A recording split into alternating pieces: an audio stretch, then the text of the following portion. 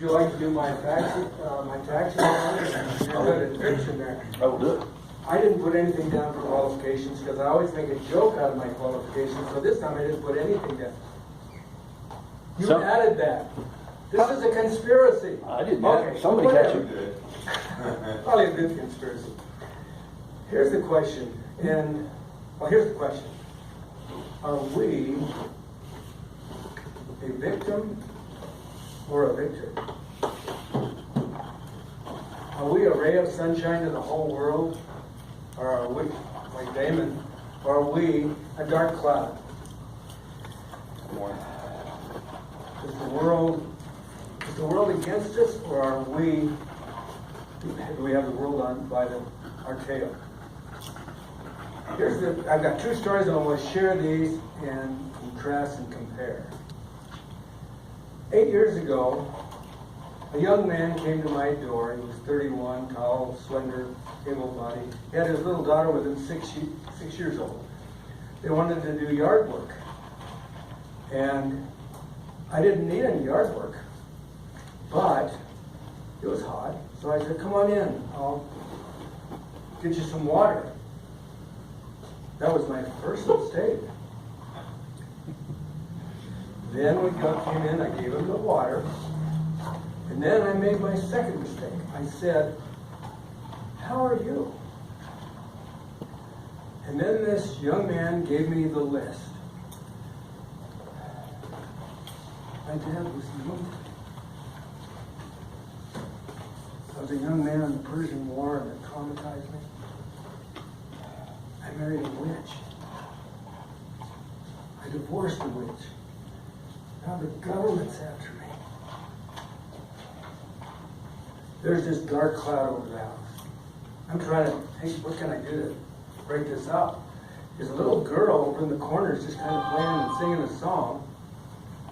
And so I go over to her, excuse me, little girl, have you always been cute and adorable? Or did it take years of practice? She immediately picked up on it and laughed. So now I go back to Dark Cloud again, and he's back with his list. And I say, well, you know, you've had some tough times, some real challenges, but most of those things happened years ago. Why don't you just drop them and move on? What do you suppose he said? You can't. Good. And I said, well, what benefit are you gaining from all these negative experiences? He couldn't think of anything. So, we got up, shook his hand, led to the door. I gave his little daughter a fake punch. She laughed. And she and Dark Cloud went out the door. Courtney was his name. Courtney was a victim. What is the benefit of victimhood? There's got to be a benefit to it. You're being easy on yourself. You're making excuses. Making excuses. Attention. Attention. What responsibility comes with victimhood? Zero. I can't make it because everybody's against me. Okay, now, I had an incident happen in April that kind of inspired this whole idea.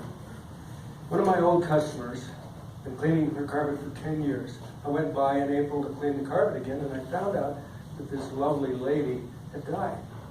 That she went into the hospital in December and never came out, died in March. She was 84 years old.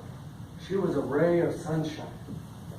She was always asking, how are you doing? How's your wife? She didn't know my wife, but she always kept track of she was just a loving, kind, wonderful woman every time, year after year, as I go through and clean the carpets in her house.